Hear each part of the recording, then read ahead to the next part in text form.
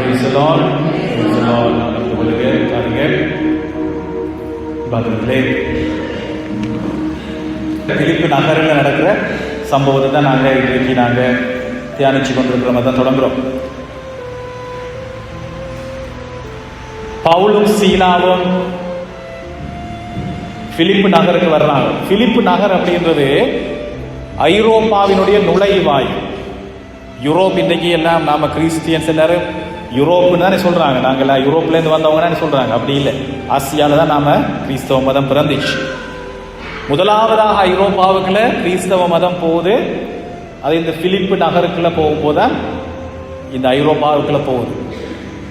அந்த பிலிப்பு நகர்ல என்ன நடக்குது? பவுலும் சீலாவும், பவுலுடைய இரண்டாவது திருத்தூதரைக்கிற பணியில தான் இந்த பவுலும் சீலாவும் பிலிப்பு நகரில் அவங்க போகும்போது வரும்போது நற்செய்தியை அறிவிச்சு கொண்டிருக்கிறார். இந்த நற்செய்தி என்னது?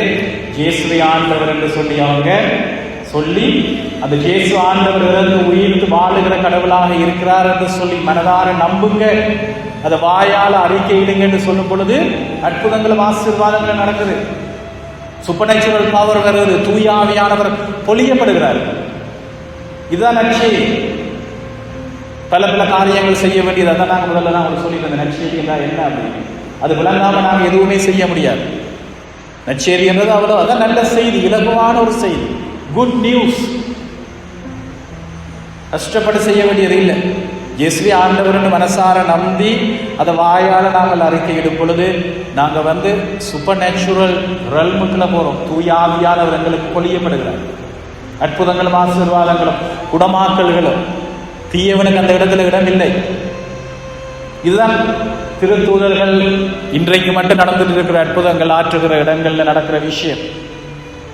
இது இல்லை என்று சொன்னா நம்ம தெரிஞ்சவையில எல்லாம் இருக்கு. நான் சொன்ன மாதிரி வாட்டர் டவுன் கிறிஸ்டியானிட்டி 2000 வருஷ காலமா நாங்கள் பல விஷயங்களை வச்சிருக்கோம். ரொம்ப நல்ல ட்ரெடிஷன் இருக்கு, கெனன் லோ இருக்கு, எல்லாம் இருக்கு. ஆனா இங்க இந்த நற்செய்தி இல்லை அப்படின்னு சொன்னா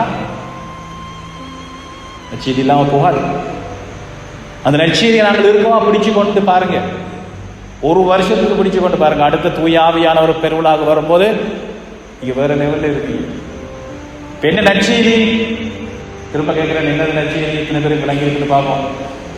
இயேசுவே ஆண்டவர் என்று மனதார நம்புவர்.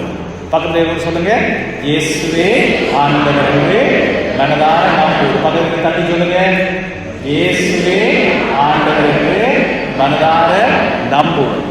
அது மட்டும் இல்லை, அவர் இறந்து உயிர்த்து, அவர் யாரு? கடவுளுடைய மகன். அவர் இறந்தார், கொல்லப்பட்டார். புரியுதா? அவர் கொல்லப்பட்டார், அவர் இறந்தார், கல்லறைகளை வச்சாங்க. ஆனா 3ஆம் நாள் அவர் உயிர் தள்ளப்பட்டார். தந்தை தன்னுடைய ஆவியை தூயாவியால் எழுப்பி அவர் உயிர் தள்ளப்பட்டார். இதை நம்புறவர்கள் அதே தூயாவியால் வழங்கப்படுகிறார். புரியுதா உங்களுக்கு? இப்ப நீங்க ஒவ்வொரு ஆளும் கடவுள் சொல்லுவாங்க. என்னது? இந்த நற்செய்தி நீங்க சொல்லணும். இல்லை, இது ரொம்ப உங்களுக்கு தெரியாம நீங்க என்ன செஞ்சும் இல்லை. சில விஷயங்கள் நடக்கும். நாங்கள் ஒரு ட்ரெடிஷனலாக வெளியே போயிட்டு இருக்கோம். ஒரு 10 ஒரு 11ஆவது மாதத்தில் நாங்கள் இருக்கிற மாதிரி அப்படியே போயிட்டு இருக்கிற மாதிரி இல்லை. டைனமைட் பவர் இது. இந்த நற்செய்தி என்பது இந்த உலகத்தை மாற்றி அமைக்கிற மலைகளை பேர்க்கிற, அதான் டுனமிஸ் என்ற வார்த்தையை பயன்படுத்துவாங்க. இந்த நற்செய்தி எப்படின்னு சொன்னா, இந்த ஆவியினுடைய வல்லமை மலைகளை பேர்க்கிற அளவிற்கு அந்த வல்லமையானது.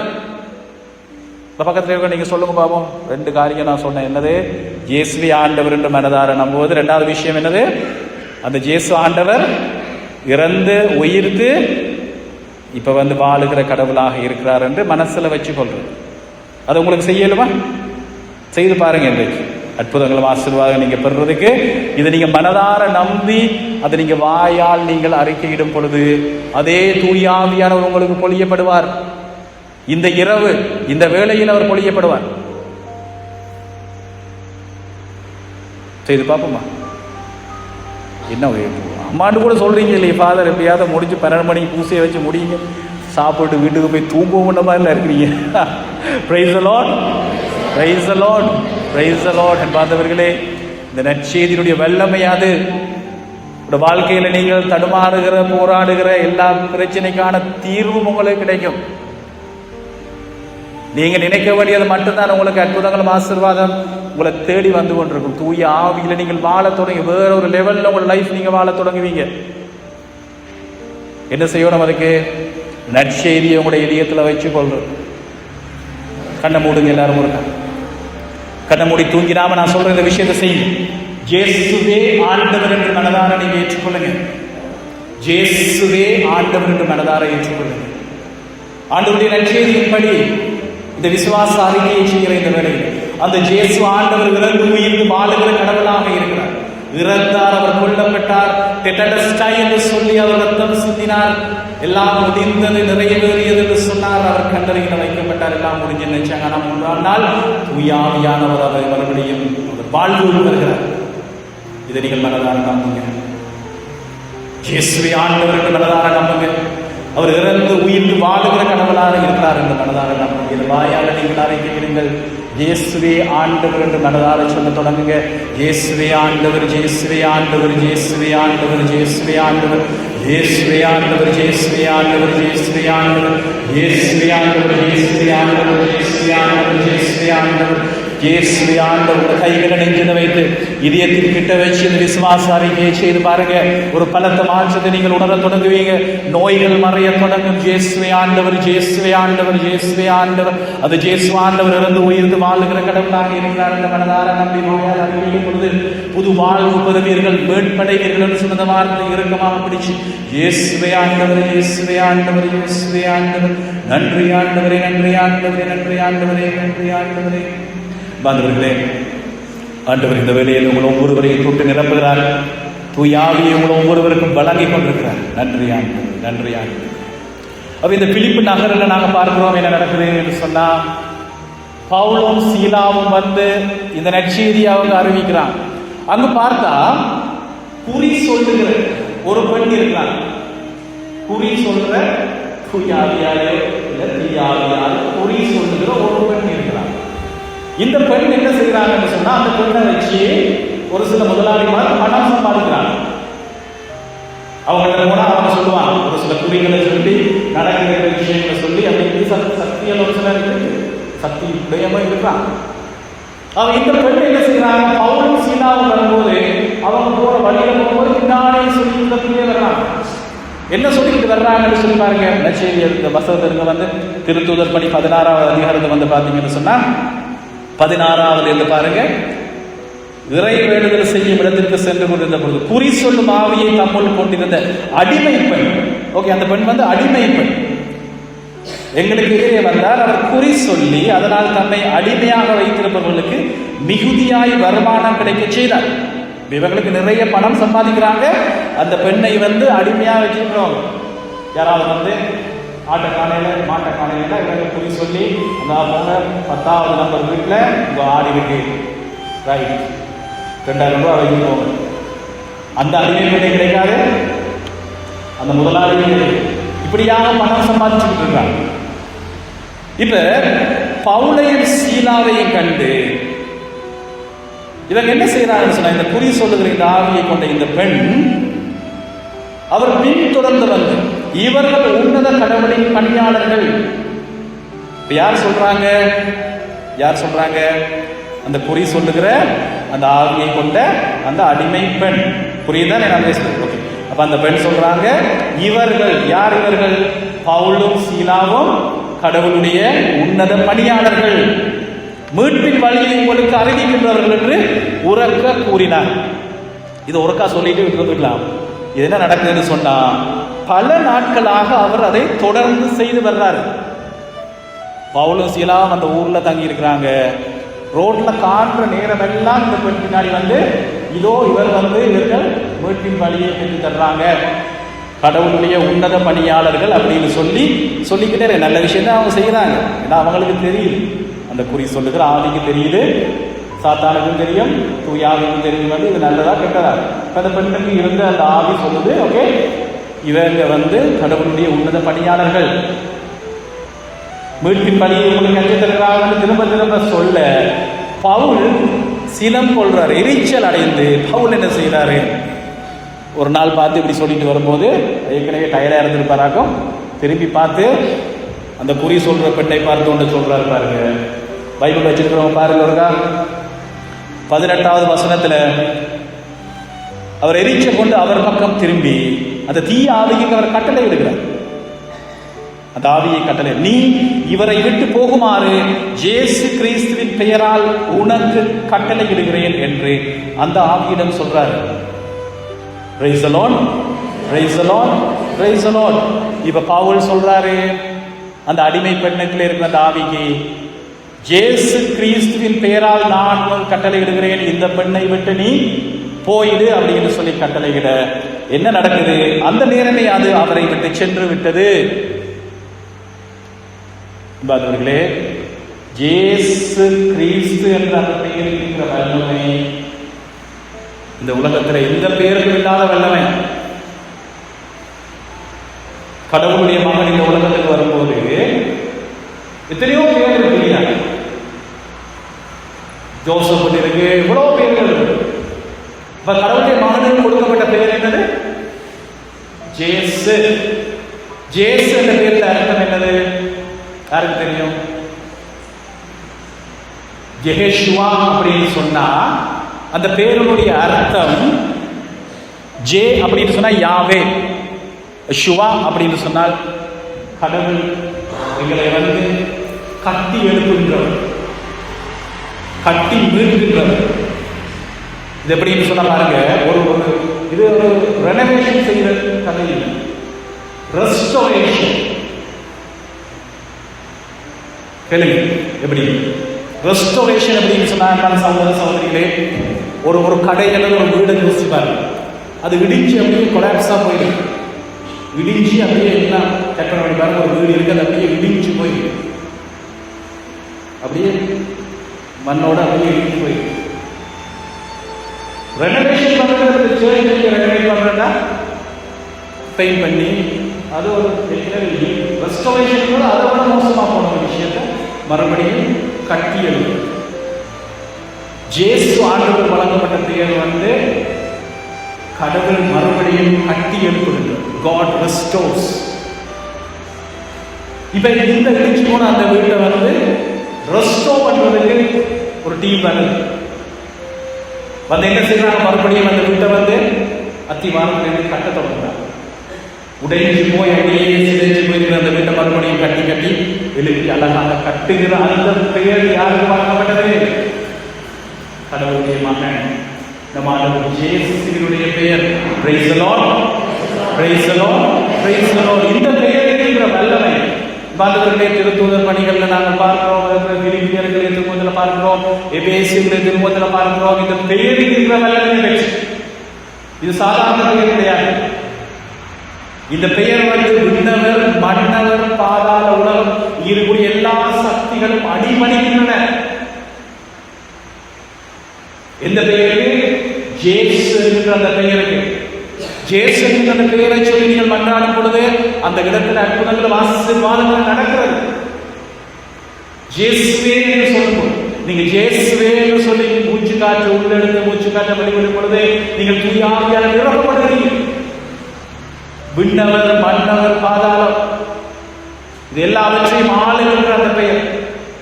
அந்த பெயர் வீட்டுக்கு இருக்கிற வாக்குறுதிகள், 7,000 அதிகமான வாக்குறுதிகளை பெற்று தருகிற ஒரு துரும்பு சீட்டு, ஒரு பாஸ்வேர்ட் மாதிரி இயேசுவினுடைய பெயரை சொல்லும் போது. இப்ப பாருங்க, பவுலும் சீலாவும் அந்த வேளையில சொல்றது, நீ இவரை விட்டு போகுமாறு நான் கட்டளையிடேன். பவுல் தன்னுடைய பெயரால கட்டளையிடுகிறேன், மாறாக இயேசு கிறிஸ்துவின் பெயரால் உனக்கு கட்டளையிடுகிறேன். Praise the Lord, praise the Lord. கண்களை மூடுங்க. இயேசு கிறிஸ்துவின் பெயரால் என்று சொல்லுங்க. இயேசு கிறிஸ்துவின் பெயரால், இயேசு கிறிஸ்துவின் பெயரால் நாங்கள் கட்டளையிடுவோமா? உங்களோட வாழ்க்கையில் இருக்கக்கூடிய இடிந்து போன நிலைகளுக்கு இந்த வேளையில நீங்கள் சொல்லுங்க. உங்களோட வல்லமையால அல்ல. பொருளாதார பிரச்சனைகள் உள்ளவங்க இன்னைக்கு இருக்கிறீங்க, நோயில் இருக்கிறவங்க இருக்கிறீங்க, உங்களோட வீட்டில் சில வேலைகள் இன்றைக்கு இருள் சூழ்ந்த நிலைகள் இன்றைக்கு அதிகமாக இருக்கிற நிலைகள் இருக்கு. சிறை கூடத்தில் இருக்கிற மாதிரி நிலைகள் இன்றைக்கு அதிகமாக இருக்கு. ஜேசு கிறிஸ்துவினுடைய பெயரை சொல்லி இந்த வேளையில நாங்கள் கட்டளை இடுவோமா? ஜேசு கிறிஸ்துவினுடைய பெயர், ஜேசுவே இயேசுவே இயேசுவே என்று நீங்க சொல்ல தொடங்குங்க. இயேசுவே இயேசுவே இயேசுவே இயேசுவே இயேசுவே இயேசுவே ஒரு ஆயிரத்தில் சொல்லுங்க. இயேசுவே இயேசுவே இயேசுவே இயேசுவே இயேசுவே இயேசுவே ஜேசு கிறிஸ்துவினுடைய பெயரால கட்டளை இடுங்க.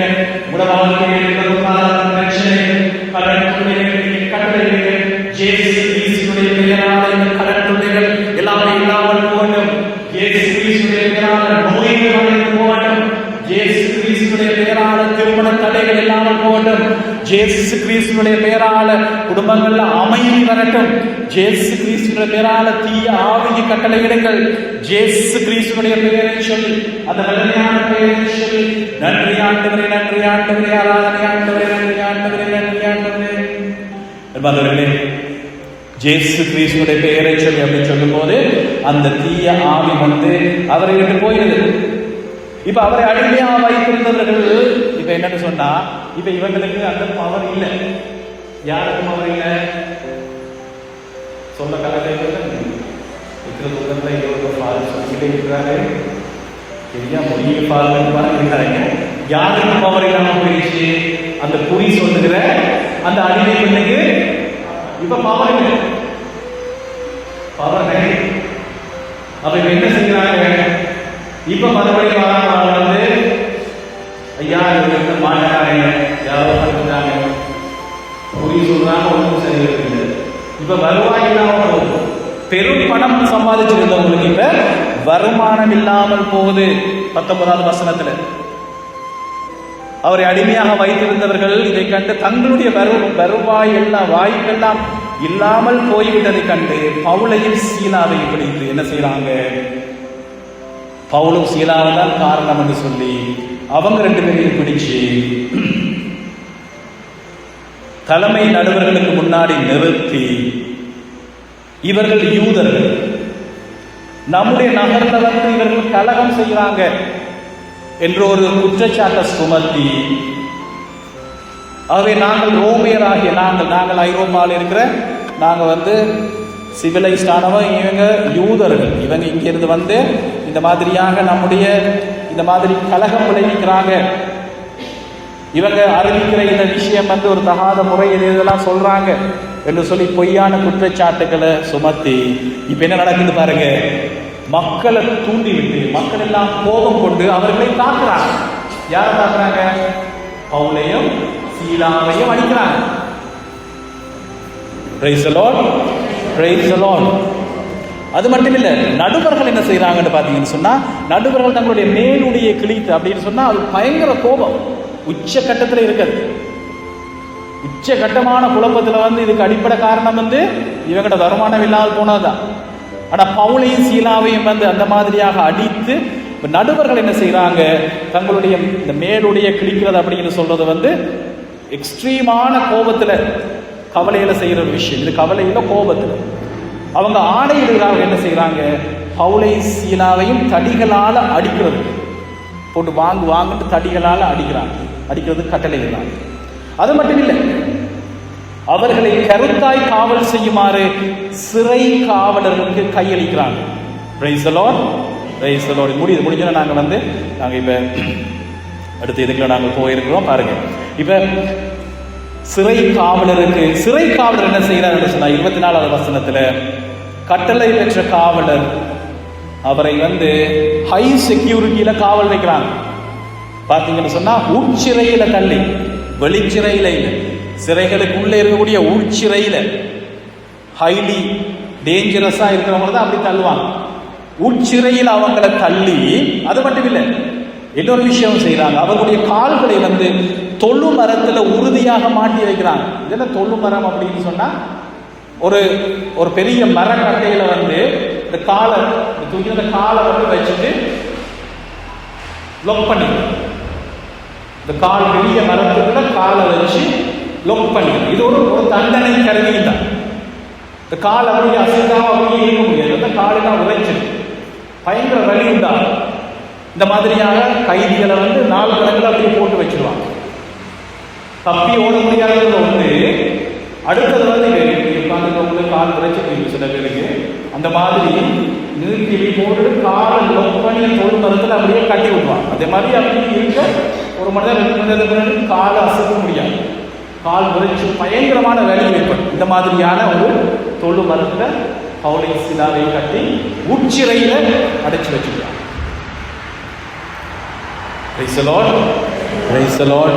பாருங்க, அதுக்கு நடந்து பாருங்க. நள்ளிரவு வேலையில வந்து என்னன்னு சொன்னா எல்லாம் போயிட்டாங்க, காவலர்கள் இருக்கிறாங்க, தலைமை காவலாளி அங்கே பக்கத்தில் அவர் ரூம்ல இருக்கிறாரு. நள்ளிரவில் பவுலும் சீலாவும் என்ன செய்து கொண்டிருக்கிறாங்க? கடவுளுக்கு புகழ் பாப்பாடி இறைவனிடம் அன்றாடுறாங்க. மற்ற கைதிகள் இதை கேட்டுக்கொண்டிருக்கிறார்கள். Praise the lord, praise the lord. இந்த வேளையில வந்து அவங்க என்ன செய்யறாங்க? இந்த நற்செய்தியை வந்து அவங்க உள்ளத்துல வச்சு அவங்க கடவுளை போற்றி கொண்டிருக்கிறாங்க. ஏற்கனவே அடிபட்டு ரத்தம் தோய்ச்சிருக்கிறாங்க, உச்சிறையில தள்ளி கதவுகளை பூட்டி வச்சிருக்காங்க, தொழு மரத்துல காலங்கள் அப்படியே போட்டு வச்சிருக்காங்க. ஆனா பவுலும் சீலாவும் வாயால வந்து கடவுளை போற்றி புகழ்ந்து நன்றி சொல்லி இயேசுவே ஆண்டவர், இயேசுவே ஆண்டவர் என்று சொல்லிக் கொண்டே இருக்கிறாங்க. Praise the Lord, praise the Lord. இந்த வேளையில பாருங்க நடக்கிற விஷயத்தை. அந்த வேளையில திடீரென்று ஒரு பெரிய நிலநடுக்கம் ஏற்பட்டது.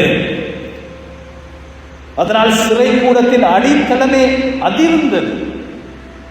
பிரியமான சகோதர சகோதரிகளே, இங்க என்ன நடக்குது அப்படின்னு சொன்னா சூப்பர் நேச்சுரல் பவர் அங்க இறங்கி வருது. பெரும் பெரும் பெரும் நிலநடுக்கம் ஏற்படுது, சிறை கூடம் அதிருது. இந்த அதிர்கிறது அப்படின்னு சொல்ற வார்த்தை வந்து எங்களுக்கு தெரியும். கடவுளுடைய பிரசன்னம் இறங்கி வருகிற ஒவ்வொரு நேரமும் இந்த எஸ்ஐஸ்டி என்ற இந்த வார்த்தையை பயன்படுத்துவாங்க. சீனாய் மலையில பழைய ஏற்பாடுகளுக்கு தெரியும், சீனாய் மலையில கடவுளுடைய பிரசன்னம் வரும்போது சீனாய் மலையை அதிர்ந்தது அப்படின்னு சொல்லி 10 கட்டளைகளுக்கு மோயிசு மேல ஏறி போகும்போது அந்த மலை ஃபுல்லா அதிர்ந்தது அப்படின்னு சொல்லி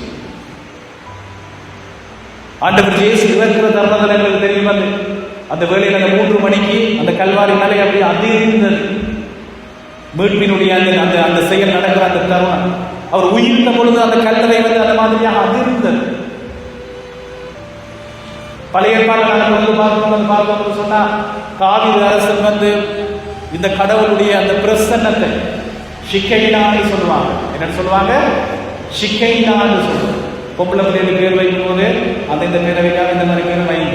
ஷிக்கைனா அப்படின்றது கடவுளுடைய பிரசன்னம். ஷிக்கைனா, glory of God, கடவுளுடைய மகிமை மாட்சிமை.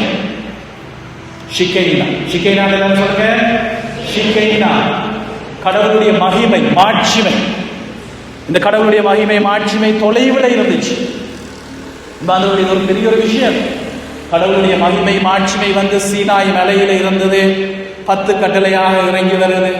அப்பையும் மனிதர்கள் கிட்ட போக முடியல. விடுதலை பயிர நூல்ல நாங்க பார்க்கிறோம், அரசராக பார்க்கிறோம், அதை தொட்டவர்கள் அங்கேயே மடிந்து போறாங்க. ஆகிதான் வந்து அதை தொடுறதுக்கு ஒரு குருக்கள் என்ற ஒரு இனத்தை உருவாக்குறாங்க, அதை தூக்கிட்டு வர்றாங்க. உடன்படிக்கை பேழையை கொண்டிருக்கும் போது ஜெருசலேம் நகர் அதிருது. தூயகம் என்று சொல்லி ஹோலி ஆஃப் ஹோலிஸ் என்று ஜெருசலேம் ஆலயத்துக்குள்ள தலைமை குரு மட்டும்தான் ஒரு வருடத்துக்கு ஒருக்கா போகலாம். தூயகம் என்று சொல்லி ஜெருசலேம் ஆலயத்துக்குள்ள நுழைய முடியும் ஒரே ஒரு தடவை தலைமை குரு மட்டும். என்று சொன்னால் அது கடவுளுடைய பிரசன்னம் இருக்கிற அந்த இடம். சகோதர சகோதரிகளை பாருங்க, இந்த கடவுளுடைய பிரசன்னம் இப்ப எங்க வந்திருக்குன்னு சொன்னா, கடவுளுடைய மகன் இந்த உலகத்துக்கு இறங்கி குழந்தையாக மனிதனுடைய கையில தவழும் பொழுது அந்த பிரசன்னம் இங்க இறங்கி வந்திருக்கு. The glory of God, the Shekinah. கடவுள் அவ்வளவு தூரம் நம்மளை அன்பு செய்கிறார். அன்பா சகோதர சகோதரிகளை, இந்த சிறையில இருந்த பவுலும் சீலாவும் அந்த வேளையில அவங்க செய்து கொண்டிருக்கிறாங்க, வந்து புகழ் பாக்கள் பாடிட்டு இருக்கிற அந்த வேளையில மற்ற கைதிகள் இதை கேட்டுக்கொண்டிருக்கிறாங்க. திடீரென்று ஒரு பெரிய நிலநடுக்கம் ஏற்படுகிறது. சிறை கூட அடித்தளமே அதிர்ந்தது. Praise the Lord, praise the Lord, praise the Lord. உடனே கதவுகள் அனைத்தும் திறந்தன. லொக் பண்ணி இருந்த கதவுகளுடைய பெட்லொக் எல்லாம் உடையுது. அவருடைய விலங்குகள் எல்லாம் அப்படியே கலன்று போகுது, தெரிக்குது. அந்த தொழுமரம் அப்படியே சிதறி போகுது. Praise the Lord. Praise the Lord. கடவுளுடைய பிரசன்னம் இறங்கி வரும் பொழுது இயலாது, முடியாது, நடக்காது, அது இல்லை இது இல்லை என்று சொல்லி எதுவுமே இல்லை. உங்களோட வாழ்க்கையில் இன்றைக்கு சிறை கூடங்களாக இருக்கிற நிலைகள் இன்றைக்கு இருக்கு. மனித மட்டத்தில் கலைத்து போன நிலைகளில் நீங்கள் இருக்கிறீங்க பலர். சகோதர சகோதரிகள், இந்த வேளையில் நாங்கள் நற்கருணை ஆண்டவரை நாங்கள் விழுந்தேற்றம் செய்வோம்.